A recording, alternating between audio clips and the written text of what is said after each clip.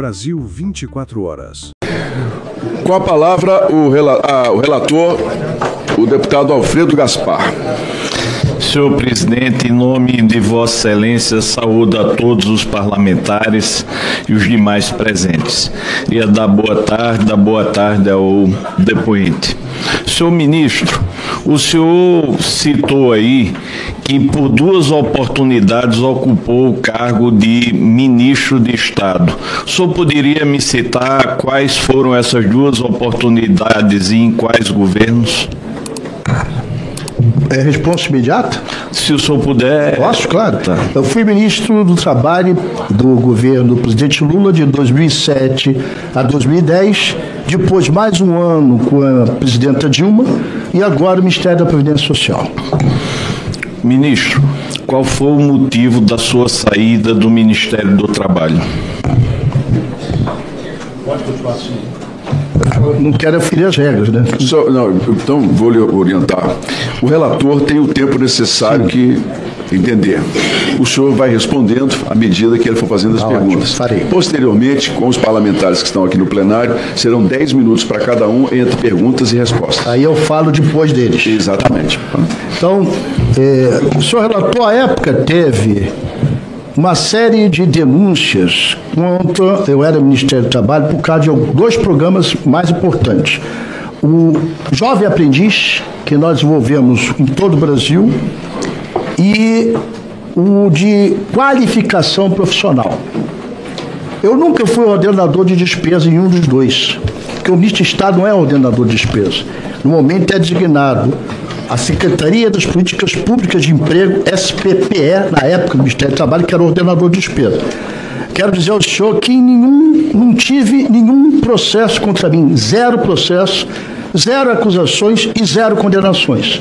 Mas como aconteceu agora, eu me senti sem condições de enfrentar uma campanha que foi feita para me tirar do Ministério. Repito, e eu tenho as minhas certidões negativas, também ao final vou colocar à disposição dos senhores. Eu tenho um vício que eu pedi com o Leonel Brizola, de 6 em 6 meses eu tiro certidão negativa de tudo.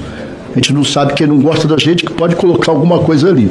Então eu tenho a minha certidão negativa a apresentar aos senhores sobre a minha vida inteira e eu tenho muita consciência tranquila dos meus atos. Ministro, o senhor poderia dizer sinteticamente qual foi o motivo da sua saída do Ministério do Trabalho? Não teve motivo ético, até porque a própria Comissão de Ética me absolveu. O motivo da minha saída ficou insustentável pela campanha que se fazia política contra mim. E o senhor atribui isso a quem? Amigo, desculpe, relator, tem os fatores que eu quero me resumir a um. Eu penso que quando você está numa função de ministro, você tem gente que não gosta de você pelas suas posições como ministro, externa, a oposição, e você tem gente de dentro do próprio governo que quer o teu lugar. Eu acho que somou os 2 interesses até me tirar. Ministro, enquanto o senhor estava ocupando o cargo honroso de ministro do Trabalho, o senhor recebeu alguma vantagem indevida? Nunca, nenhuma, e fui absolvido de todas as acusações feitas. E passeado e jatinho pago por uma ONG que tinha recursos do Ministério do Trabalho, não é uma vantagem devida? Em primeiro lugar, nobre relator, eu em nenhum momento tinha conhecimento de quem era aquele avião. Em segundo lugar, teve um processo sobre esse caso e foi também arquivado e absolvido. Então a justiça já fala por mim. Ministro, coincidentemente, na sua segunda passagem pelo governo Lula, o senhor mais uma vez é obrigado a renunciar ao cargo de ministro de Estado. Eu pergunto ao senhor, é padrão Lupe ser envolvido em denúncias de corrupção? Foi omissão deliberada ou o senhor funcionava como rainha da Inglaterra? Nenhuma das 3 opções que me dá são aceitas. A minha opção é seguir uma linha de coerência. A minha opção... Senhores, por favor. Por favor. A minha opção é seguir uma linha de coerência. A minha opção é acreditar nas verdades que eu as pratico. Continuo repetindo ao senhor que todos os processos que levantaram contra mim, em nenhum, eu fui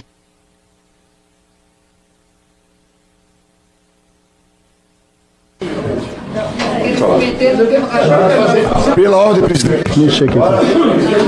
Só deixe ele terminar de responder, por favor. Bom, só para fechar, eu não tenho nenhuma acusação sem resposta do Poder Judiciário de absolvição.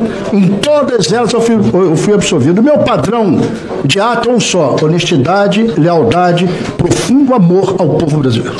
Ministro, como é que o senhor... Relator, só um instantinho. Pela ordem, o deputado Orlando Silva. Presidente, é apenas para tentar colaborar com os trabalhos, como disse por Vossa Excelência. Nós, na primeira sessão aqui realizada, elaboramos um plano de trabalho para a investigação da CPI. Sim. E nesse plano de trabalho discutimos que há um período, marco temporal, de 2015 a 2025, para que a CPI possa aprofundar as suas investigações. Eu quero que Vossa Excelência considere a hipótese de que o relator se apegue, se vincule ao plano de trabalho, sob pena de dispersar o tempo e energia, já que faz questionamento sobre 2000 e da década anterior. Então eu queria fazer isso para Vossa Excelência, que eu considero que isso vai permitir que o plano de trabalho aprovado pela comissão possa ser plenamente aplicado. Obrigado. Presidente, eu fui citado, queria falar, presidente. Com a palavra, o relator Alfredo Gaspar. Olha, nós não estamos tratando aqui de uma pessoa investigada, é um depoente. E como é um depoente, eu tenho o direito de saber a vida do depoente. Senhor presidente, pela ordem. Okay. Pela ordem, deputado Mário Erige. Eu concordo plenamente que o relator tenha essa prerrogativa de fazer as perguntas, mas ele não tem a prerrogativa de estabelecer preconceitos. Ele não tem a prerrogativa de avançar nas decisões que ele está fazendo. Ele não pode chamar de modus operandi. Isso é uma agressão e uma falta de respeito com o colaborador e com a testemunha. Pela ordem, senador Eduardo Girão. Presidente, rapidamente, lhe cumprimentando pela condução, obrigado, firme, serena, como a gente precisa. Aqui nós não estamos nós podemos ser adversários, jamais inimigos aqui. Agora, o senhor fez um pedido ao advogado que ele só se manifestasse em relação a alguma situação mais específica. Sim. E eu posso estar errado, mas nas duas perguntas eu vi o advogado soprando no ouvido aí do depoente. Então eu gostaria desse alerta para que a gente possa ter um ambiente aqui justo e igual aos demais depoentes. Obrigado. O advogado é figurativo, presidente. Só um instantinho. O advogado pode, durante o depoimento, conversar com ele, não pode ditar as respostas. Mas é papel do advogado. Ele pode dialogar. O trabalho de auxílio à pessoa que está aqui como testemunha. Dando sequência, deputado Alfredo Gaspar. Ministro, o senhor poderia relatar quem fez o convite ao senhor para ser ministro da Previdência e em que data isso ocorreu? O presidente da República, Luiz Inácio Lula da Silva, na última semana antes do Natal, um pouquinho antes do Natal. Ministro, o senhor poderia dizer se esse convite foi a Carlos Lupe, pessoa física, ou foi ao presidente do PDT? Aos dois, eu não deixo de ser pessoa física sendo presidente do PDT. Isso traria algum tipo de acordo ou recomendação para que dentro do Ministério da Previdência o PDT fosse acomodado? Não teve nenhum pré-acordo, nenhuma determinação do presidente. Normalmente, qualquer ministro de Estado, quando vai para essa função, e é uma praxe do presidente Lula, ele deixa o ministro muito à vontade para montar sua equipe. E é claro que todos nós somos entes políticos. A representação que os senhores têm no Senado da República, da Câmara, eu, como presidente de partido hoje e ex-ministro de Estado, tenho minha prerrogativa de aceitar nomes, não aceitar nomes. O presidente Lula nunca me impôs nome nenhum. Houve nomes sugeridos por integrantes do parlamento ao senhor para ocupar funções de comando no Ministério da Previdência ou no INSS? Nunca houve especificamente um nome indicado por alguém. Quando a gente começa a ter a nomeação de algumas funções dentro da Previdência Social, a gente tem a avaliação. Primeiro, no meu caso, eu avalio o currículo. quem é, qual o histórico, o que já fez, se tem experiência. No caso da Previdência Social, 90% das vezes é de pessoas que são quadros de carreira, né? Então, todas as pessoas tiveram alguma injunção política, sempre tem. Dizer que não tem é mentir, eu prometi falar a verdade. Tem injunção política, sim. Tem pessoas que referendam o nome, sim. Mas, normalmente, todas as indicações que fiz foi em cima do currículo que a pessoa tinha de serviço prestado já dentro do INSS. O senhor foi muito feliz na sua fala, nessa promessa de falar a verdade. Como o senhor disse, é um homem público com um longo histórico. E eu gostaria que o senhor esclarecesse quem foi que referendou Adroaldo Portal no Ministério da Previdência. O Adroaldo tinha sido já chefe de gabinete da liderança do PDT na Câmara dos Deputados, chefe de gabinete da liderança do PDT no Senado Federal. Tenho um longo conhecimento dele. Para mim, a minha avaliação dele, que fez um bom serviço à Secretaria do Regime da Previdência Social, RGPS. Mas a pergunta é muito específica. O senhor recorda quem referendou o nome dele ou foi o senhor mesmo quem o indicou e referendou? Eu indiquei, referendado por vários parlamentares. O senhor recorda quem referendou? Não foi um só, foram vários. Então eu não tenho capacidade de lembrar quantos foram e quais foram. Foram vários. Do mesmo partido político? Sim, ou de outros partidos políticos? Do meu partido político, do PDT. Tá.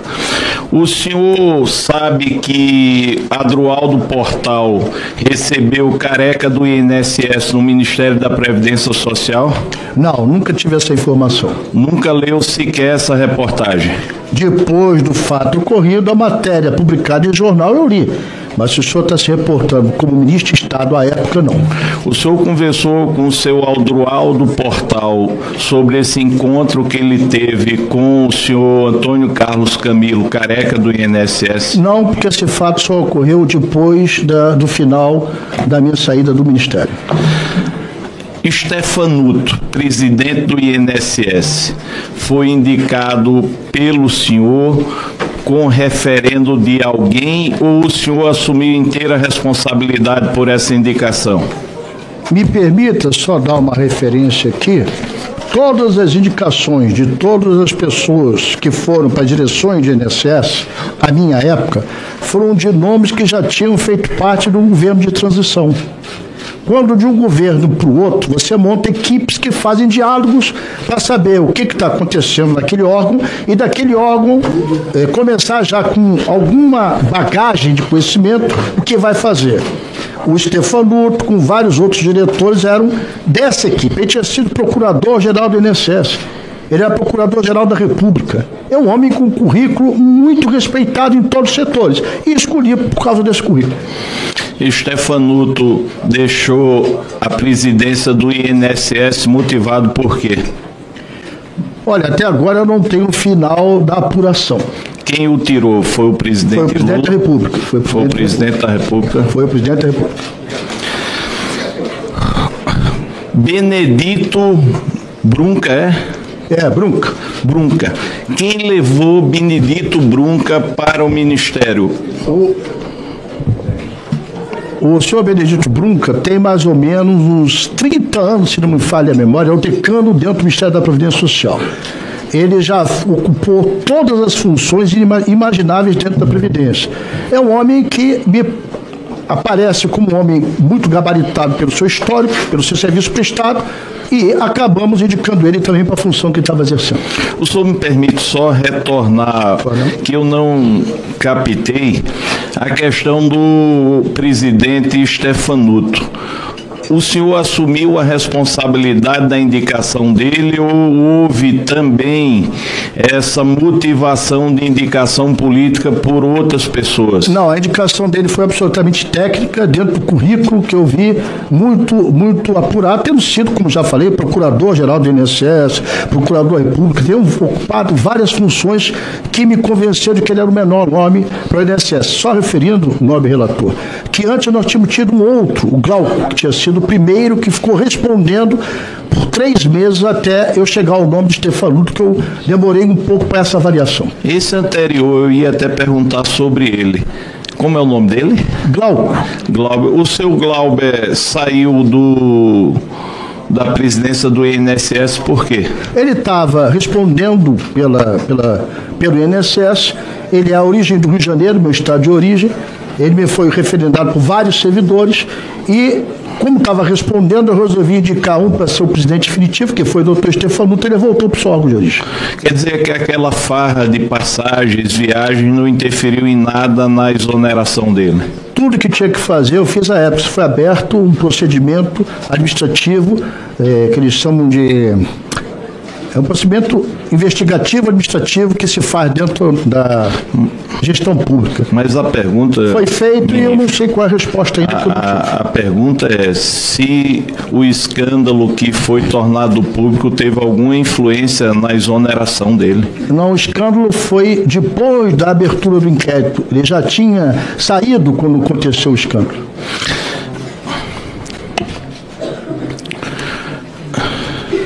O senhor sabe dizer se tem alguma relação esse Benedito Brunca com o empréstimo consignado? Não tenho conhecimento. O senhor conhece alguma relação dele com a FEBRABAN? Olha, ele participava do conselho, ele era membro titular do conselho, a FEBRABAN tinha seu representante lá, né, dentro do conselho, e nós tínhamos sempre, antes de toda a reunião do conselho, a reunião do grupo técnico que tinha um representante da FEBRABAN também, dos aposentados, dos centrais sindicais, do governo e da FEBRABAN. Então, essa relação é uma relação institucional e pública. Senhor ministro, o senhor deixou claro aí que gostou de uma colocação minha que falei sobre os consignados. Estou perguntando ao senhor, a FEBRABAN teve alguma participação na indicação do senhor Benedito Brunca? Não, nobre relator, é público e notório o desafeto que eu sou para a FEBRABAN, por enfrentar as taxas mais altas e por sempre questionar a usura que eles representam no sistema brasileiro financeiro, que é o mais lucrativo do mundo. Então, nenhuma relação teve e nenhuma indicação, até porque eles sabem que eu jamais aceitaria. Eu pergunto, senhor ministro, o senhor assume a responsabilidade dessa indicação ou houve algum tipo de indicação política partidária para essa pessoa? A indicação foi minha, mas cada um é responsável pelos seus atos. Eu não posso responder se algum dia tiver algum ato que não seja idôneo, pela responsabilidade que cada um tem que ter. A indicação foi minha, assumo essa responsabilidade. Agora, se teve alguma coisa, ou apareça alguma coisa que não seja dentro da visão republicana que nós temos, é outra discussão. Ministro, voltando um pouco o tempo, qual foi a primeira vez que o senhor tomou conhecimento dos descontos irregulares de entidades associativas? Qual foi a primeira vez que foi levada ao senhor ou o senhor tomou conhecimento sobre essa temática? Nesse relatório que eu apresentei, nobre relator, coloca que a partir de março nós já tínhamos começado a tomar medidas para coibir isso. Por quê? Não com a dimensão que se tem hoje. Depois que pela primeira vez a Polícia Federal, durante um ano, investigou e está apontando quem é responsável pelos crimes, é mais fácil a gente entender o que aconteceu. À época a gente se baseava apenas naqueles apresentados pela ouvidoria, pelas reclamações que vinham pela plataforma do INSS. Então, o conhecimento específico que a gente tinha naquele momento, desde que a gente entrou em março, com as atitudes que a gente teve de coibi-las, tentar coibi-las, ou orientar o INSS para coibir-se, foram aquele número bem menor do que foi depois das apurações que agora surgiram com a ação da Polícia Federal, que tem um poder de polícia que eu nunca tive e nem quero ter. Senhor ministro, o senhor pode fornecer qual foi a data? Olha, começa em março de 2023, quando a gente fez uma reunião, o INSS fez uma reunião junto com a Polícia Federal para começar a apurar. Ministro, e por que tanto tempo para uma suspensão cautelar desses descontos associativos? Mais de um ano permitindo um índice crescente e assustador de milhões de descontos de aposentados, chegando a uma cifra de bilhões. Nobre relator, a gente, infelizmente, não tem o poder de adivinhação. Nós nunca tivemos a capacidade de mencionar o tamanho, o volume que esses criminosos fizeram dentro do INSS. Só foi possível isso depois da investigação que pela primeira vez teve feita a Polícia Federal. Quando a Polícia Federal investigou para valer. Quando ela não arquivou, que aconteceu 2 vezes anteriormente, como já falei, aberto em 2016 e 2020. Arquivou-se. Agora não, ela investigou, ela colocou à tona esse processo. Né? E agora sim a gente tem uma dimensão que eu não tinha na época. Não tinha mesmo, sou sincero em dizer, talvez minha falha maior tenha sido essa, não dado dimensão ao tamanho do rombo que era isso.